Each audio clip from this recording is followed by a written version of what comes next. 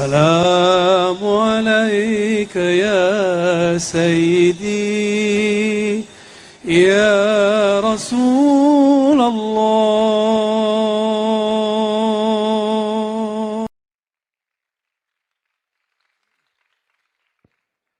السلام عليكم ورحمة الله وبركاته.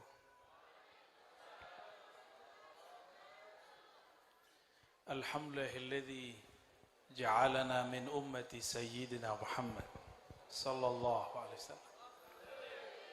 والحمد لله ثم الحمد لله الذي أبرزنا في آخر الزمان في هذا البلاد المبارك، بلادنا بلاد الإندونيسي.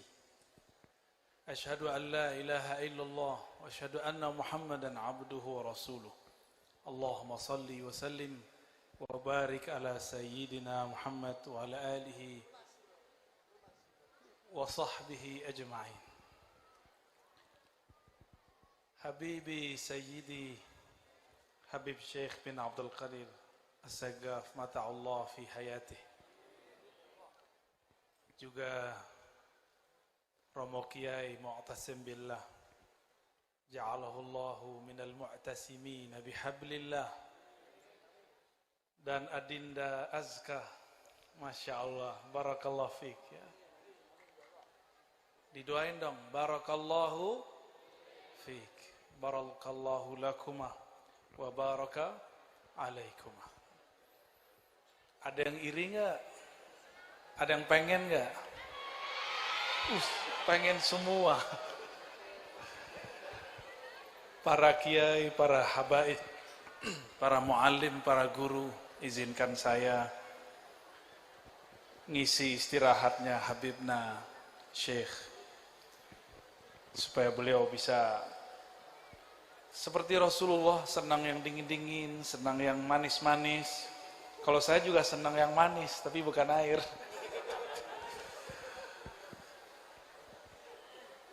Sama Pak Kiai? Sama, Pak Kiai juga sama. Puji syukur kepada Allah, negeri kita tanah Jawi, kata orang Arab dulu. Dijadikan Allah surga sholawat.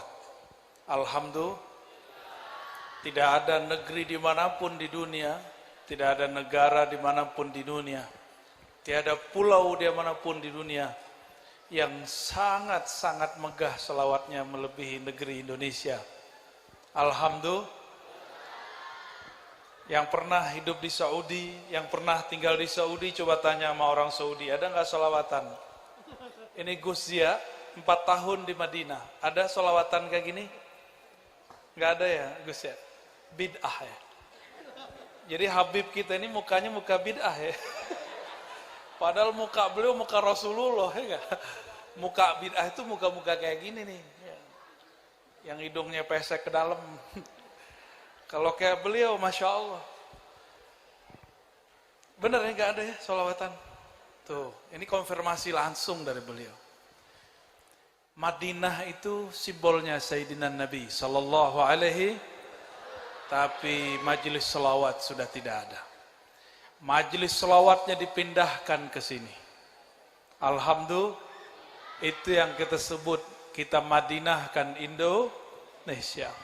Maka kita bersyukur gerakan salawat Habibna Syekh. Semoga negeri ini dihijaukan dengan salawat. Apa hijau itu NU ya Habib ya? Tadi lagunya saya nggak ngerti bahasa Jawanya tuh. NU apa usoli, terus subuhnya kunut, azan 2 kali, zikiran, bisolat. Udah itu doang. Zikiran bareng-bareng. Wah itu wong NU itu. Masya Allah. Berarti saya NU dong. NW. Ada lagi NW, NU-nya 2. Itu di Lombok. Sama persis. Sama persis ya. Kami kalau di Sumatera dulu ada namanya Tarbiyah Islamiyah. Cuma perkembangannya nggak seperti Ma'arif atau pesantren-pesantren di Jawa. Di Jawa orang sholawatan NU. Di sana kalau nggak tamatan pesantren nggak disebut tarbiyah Islamiyah. Makanya perkembangannya terhambat. Maka bersyukur jadi Nahdiyin, nggak mesti nyantri, yang penting yasinan. Nggak mesti nyantri, yang penting sholawatan. Nggak mesti berjenggot kayak Habib Syekh ya. Kalau saya ada jenggotnya. Ini jenggot mantan ini ya. Ada yang loading. Kalau Kiai NU itu jenggotnya udah pindah ke kitab. Kitabnya berjenggot, bener? Bener para Kiai? Jenggotnya udah nggak ada tuh, coba lihat. Bisa dihitung. Nggak ada jenggotnya. Jenggotnya diambil semua, diambil sama Habib Syekh.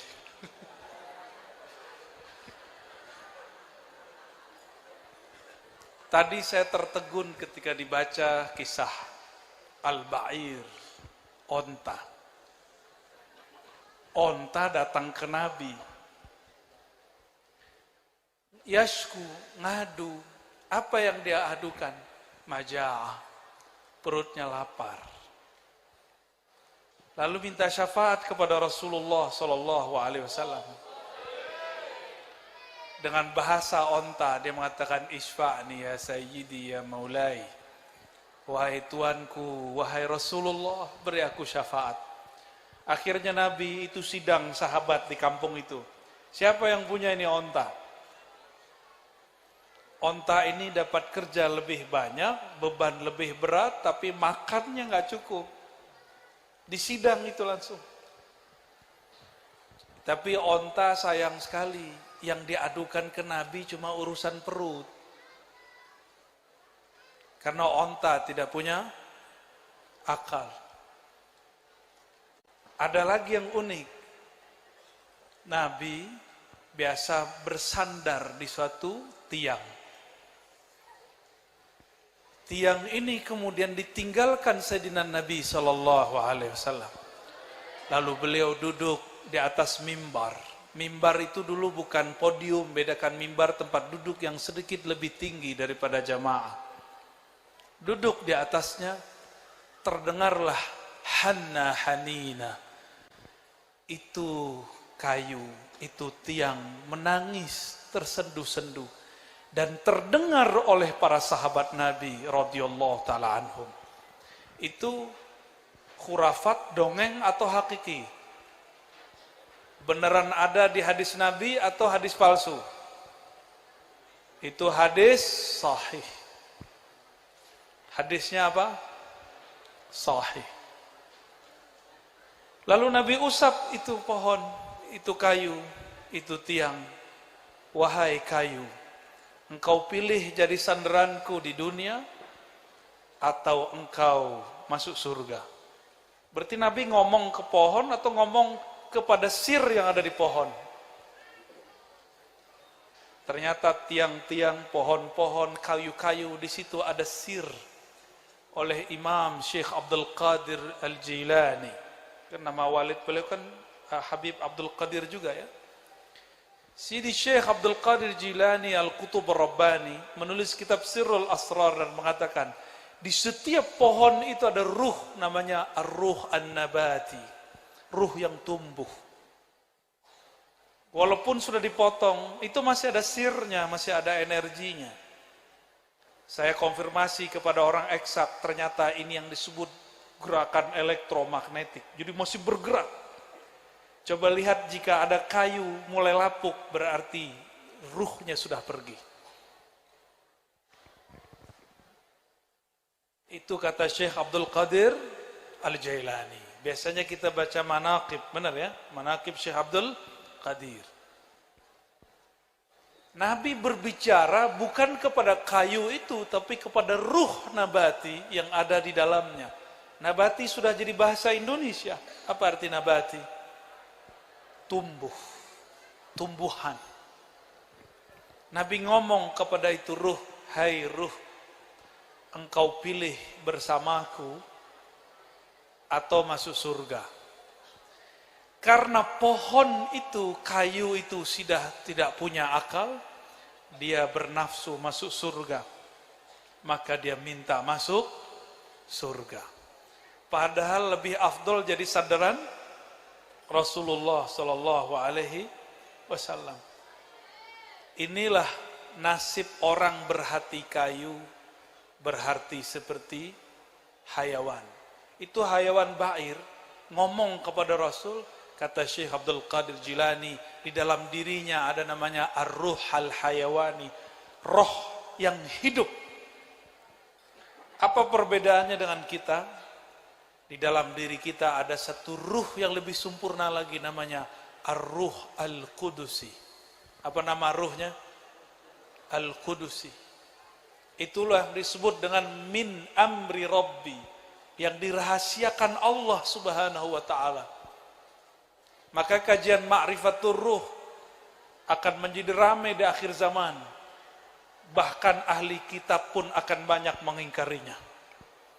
Nanti tunggu waktu aja nih Habib. Semoga Habib gak termasuk, Bib. Orang akan ingkar dengan kajian Ma'rifatul Ruh yang pernah saya jelaskan. Insya Allah, Bib, ya. Orang akan mulai menolak tanpa mengkaji, menolak tanpa mau berdiskusi. Nanti akan mulai banyak. Ya. Saya dapat kabar-kabar dari kawan saya, katanya sudah mulai ada. Dan itu ustadz-ustadz yang katanya aswaja juga. Dan katanya berthariqah, ngakunya sudah belajar kitab macam-macam. Baru kitab yang tertulis yang dipelajari, ya. Belum kitab yang sebenarnya yang dia pelajari. Jadi Nabi berbicara kepada onta, bukan kepada tubuh onta itu, tapi kepada ruh al-hayawani yang ada di tubuh onta itu. Si ruh ini melaporkan bahwa tubuh yang sedang dia kendarai kelaparan. Maka Nabi langsung sidang yang punya onta. Maka kalau punya kendaraan jangan disiksa-siksa amat, harus diservis, harus dimandiin, ya. Punya motor 7 bulan gak dimandi-mandiin, setahun gak diganti oli, itu sama tuh. Nabi berbicara kepada ruh yang ada di dalamnya. Dan ruhnya onta hanya minta syafaat makan. Bedanya dengan sahabat-sahabat Rasulullah. Ukasyah, masih ingat Ukasyah? Ukasyah bukan cerita yang aneh-aneh, cerita yang sahihnya. Tadi yang disebut oleh Habibna Syekh, bahwa beliau mendoakan yang hadir ini masuk surga tanpa hisab dan azab. Rasulullah pada satu malam mengatakan, akan ada 70 alfan min ummati yadkhuluna al-jannah bighairi hisabin wala azab. Hadis Imam Bukhari dan Muslim. Akan ada di antara umatku masuk surga 70.000 tanpa hisab, tanpa azab. Itu sahabat semuanya diskusi bergadang malam itu, tidak tidur. Mereka diskusi, siapakah, ada yang bilang yang sholatnya sepanjang malam, puasanya sepanjang hari, sedekah semua hartanya, semua disebut. Mereka melupakan amal kolbu. Jadi sahabat pun kalau diskusi terjebak pada amal-amal ubudiyah zahir. Seperti orang-orang tua-tua ngomong, jangan lupa sholat, nak. Lupa mengajarkan menyembah yang kita sholat itu kepada siapa, mengenal yang kita sembah, itu yang sebenarnya harus dipelajari. Jangan sholat dulu yang diperintahkan, kenalkan dulu kepada yang kita sembah, baru nanti kita akan menyembah tanpa paksaan. Kalau enggak nanti orang tua jadi panitia surga neraka. Gimana kalau kamu bahasa Jawanya gimana? Kue kalau nggak sholat, narako gitu ya. Naroko. Oh, beda tipis sama bahasa Minang ya. Bahasa Minang itu narako. Di sini noroko, Jowo. Itu ternyata bukan bahasa Jawa, itu bahasa Sanskerta. Bahasa apa? Bahasa dipakai oleh orang yang menyebarkan agama Buddha dan Hindu dulunya. Sekarang nih muncul orang mengatakan bid'ah, mengatakan Tuhan atau sembahyang. Gak boleh, haram. Sembahyang itu nyembah Tuhannya Hindu. Tapi giliran puasa dia sebut selamat bulan puasa. Dia lupa kata puasa itu juga bahasa Sanskerta, artinya upawasa, taqarrub ilallahil wahidil ahad, mendekat kepada yang Maha Esa. Bahasa ono juga. Pengen Islami tapi terjebak pada Arabisasi. Nah, ini hati-hati nih yang baru hijrah ya. Yang baru tobat. Kalau kita tobat tiap hari, nggak baru. Tiap hari kita punya maksiat, maka tiap hari kita tobat. Hari ini udah maksiat belum? Tuh matanya tadi jelalatan kan? Kirim-kirim surat lagi ya. Baik. Nabi keluar subuh-subuh. Pada subuh beliau biasanya dengerin orang setor mimpi. Tapi pagi ini Nabi nanya, kalian ngapain? Kok matanya sembab semua? Kira-kira begitu. Ternyata mereka diskusi tentang siapa yang masuk surga tanpa hisab dan azab. Apa kata baginda Rasul sallallahu alaihi wasallam? Mereka itu qaumun la yastarqun, tidak datang ke dukun mantra-mantra. Yastarqun itu ruqyah. Ruqyah syirik tentunya. Adapun ruqyah yang tidak syirik diperkenankan. Yang kedua, la yaktawun, tidak melakukan pengobatan pakai alat panas. Kita boleh sebut pengobatan ekstrim. Dan yang ketiga, wa ala rabbihim yatawakkalun. Ini yang disebut amal qalbunya. Ini inti dari yang tadi tiga ini intinya nomor tiganya. Terhadap atau kepada Allah mereka bertawakal. Tawakal itu menyerahkan secara hakikat kepada Allah, zahirnya tetap mengambil asbab. Nabi mengatakan tadawaw ibadallah, berobatlah wahai hamba Allah. Disuruh berobat, tapi kesembuhan dari Allah Subhanahu wa taala. Jadi masuk surga tanpa hisab dan azab itu dengan tawakal.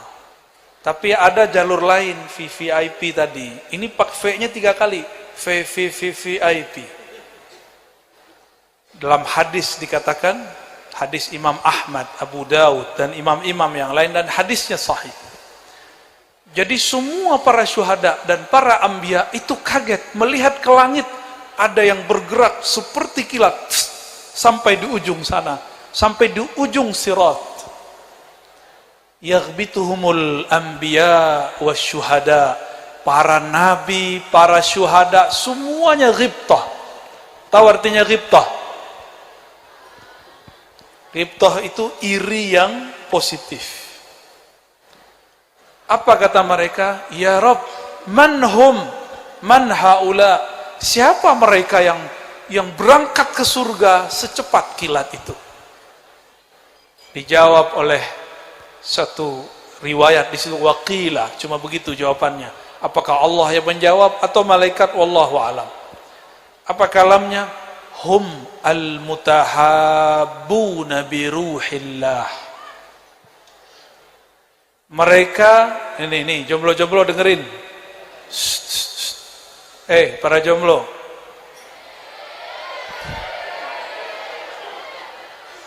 Pengen akad nggak? Sabar ya. Dengerin nih hadis, ini buat kalian nih dan buat kita semua.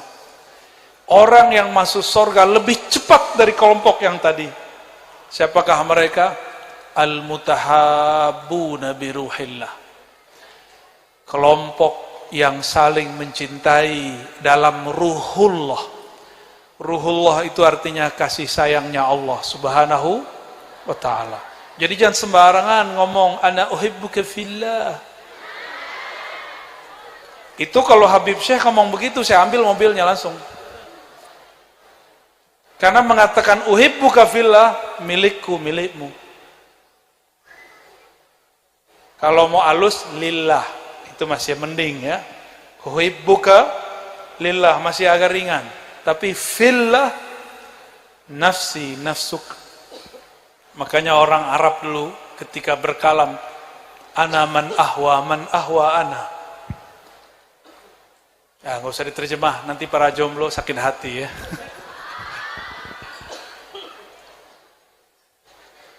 Selamat kepada Hufaz 30 juz yang di depan ya. Benar. Ini yang putri 35 orang. Aduh, saya pengen muda lagi tuh. Ini berapa orang yang ikhwan? 20 ya. Masya Allah. Kita mengira orang-orang Arab itu lebih banyak hafalnya dari kita. Ternyata enggak. Yang paling banyak hufaznya di dunia itu orang Indonesia.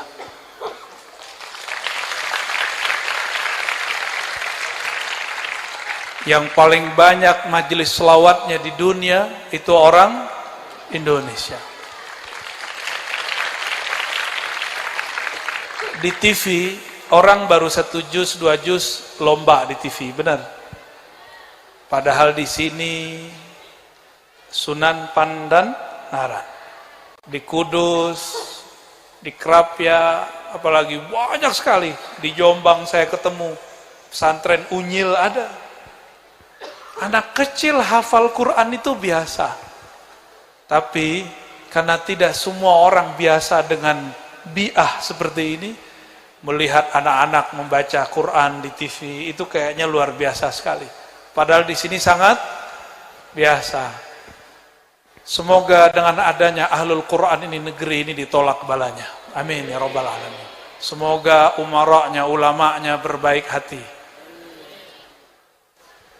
Tapi ingat, ini hadis terakhir yang mau saya bacakan sebelum Habibna melanjutkan lantunan salawatnya.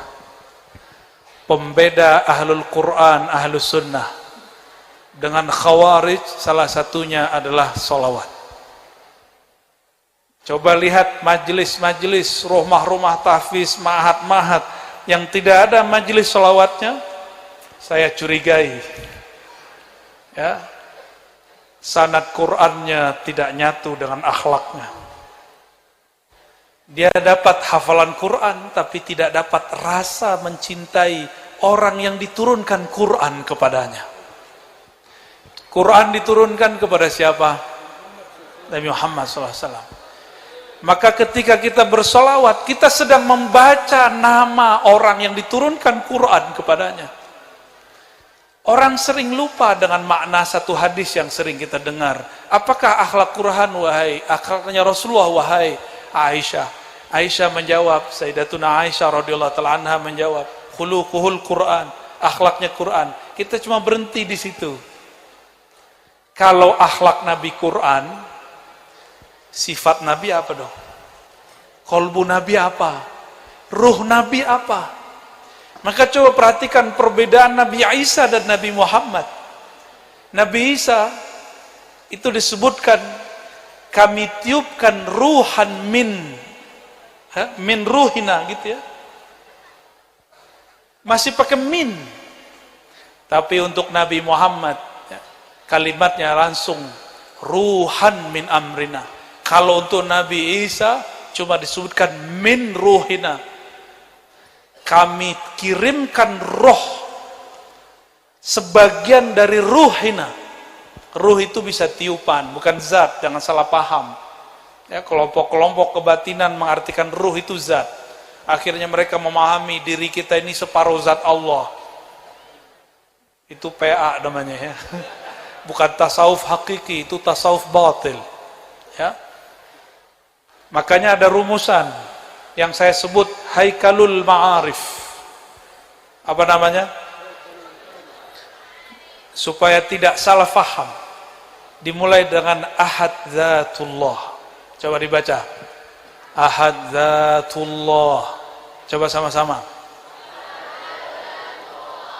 Jadi Zatullah itu namanya Ahad.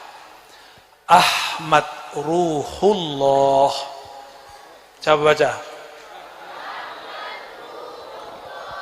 ini bukan kaedah biasa. Coba perhatikan. Ketika Allah selesai menciptakan tubuh manusia, inni khaliqun basharan min tin. Sungguh aku menciptakan manusia dari tanah. Apa kata Allah? Setelah sawaituhu, aku sempurnakan basyariahnya, sisi fisiknya. Nafakhtu fihi min ruhi. Aku tiupkan ke dalam tubuh manusia itu sebagian dari rohku. Rohku tadi Ahmad Ruhullah, bukan Ahad Zatullah. Paham gak maksudnya? Ahmad Ruhullah, berarti yang ditiupkan adalah dari Ahmad, bukan dari Ahad, bukan dari Zatullah, tapi dari Ruhullah. Maka yang turun ke Nabi Isa itu cuma min ruhi, tapi yang turun ke Sayyidina Nabi SAW, surat apa itu Romo Kiai? Ghafir 15 ya. Wa kadzalika auhayna ilaika ruham min amrina, ya. Demikianlah kami tiupkan, kami hembuskan, kami bisikkan, auhayna, kami bisikkan kepada engkau ruhan total, bukan min ruhi.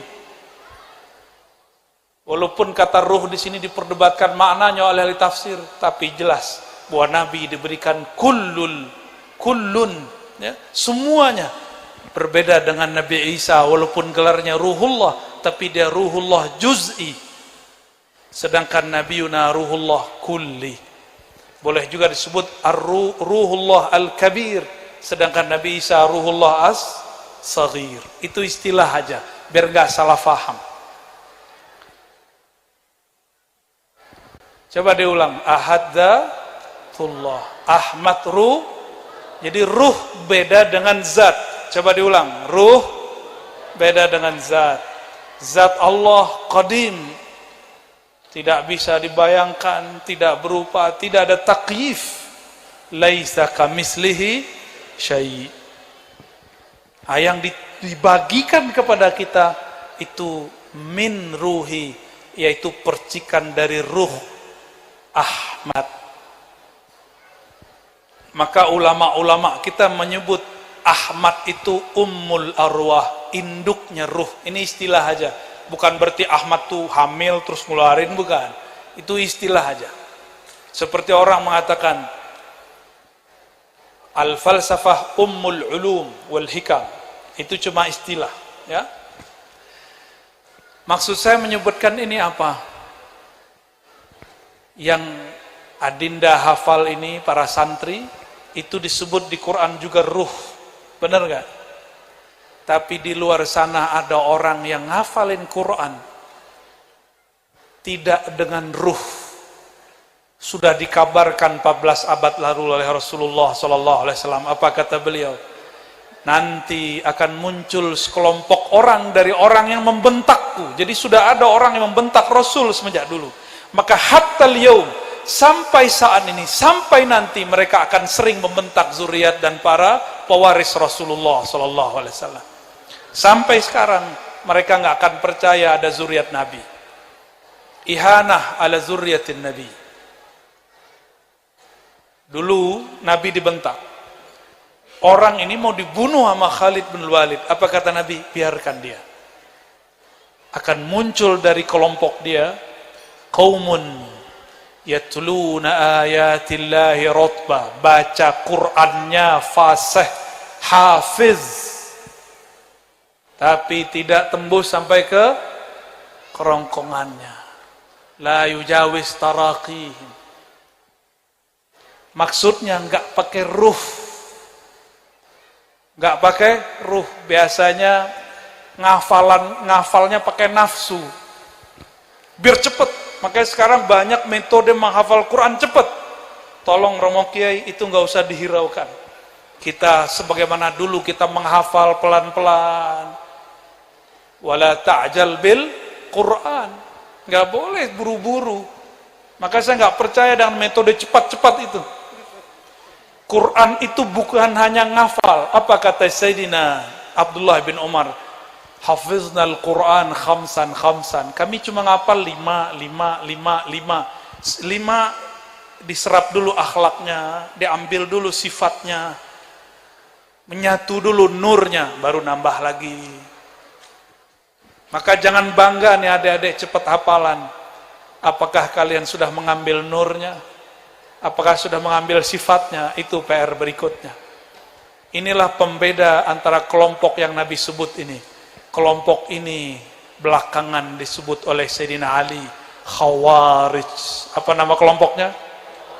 Maka Khawarij ini dan Ahlus Sunnah ada kemiripan, sama-sama hafiz Quran. Perbedaannya cuma satu, iman mereka nggak tembus ke dada, kita tembus.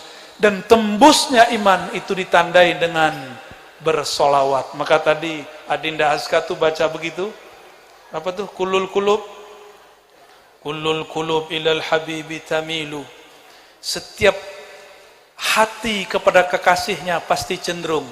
Benar nggak para jomblo? Mau malam mau tidur ingat-ingat wajah dia, ya nggak? Dibayang-bayangin, berharap mimpi ya, mimpi basah. Jangan. Imamuna Ibn Arabi, Syekh Ihsan Jampes itu punya sanad ke Ibn Arabi, tapi orang nuduh beliau sesat. Ibn Arabi mengatakan wali Allah tidak pernah mimpi basah. Berarti kalian yang mimpi basah belum waliullah ya. Masih wali apa nih? Wali murid. Jangan-jangan yang belakang saya nih masih mimpi basah nih. Mimpi itu terjemahan kolbu. Kalau masih mimpi jorok berarti belum bersih kolbunya. Tuh, ya. Mimpi itu terjemahan kolbu. Hati-hati dengan mimpi. Maka jangan mikirin sesuatu yang aneh-aneh. Pikirkan sesuatu yang wajar-wajar aja. Ya. Maka adinda sekalian, tolong pertahankan sanad Al-Quran. Bukan hanya sanad hafalan, tapi sanad akhlak ahli Qur'an. Itulah pembeda kedua antara Khawarij dengan Ahlus Sunnah. Semoga para hufaz yang di depan saya adalah orang-orang yang berakhlak semua. Dan doakan kami juga orang yang berdakwah, yang berselawat, yang mengajar guru. Semoga kami istiqomah berakhlak. Amin ya rabbal alamin. Allahumma salli ala Sayyidina Muhammad. Assalamualaikum warahmatullahi wabarakatuh.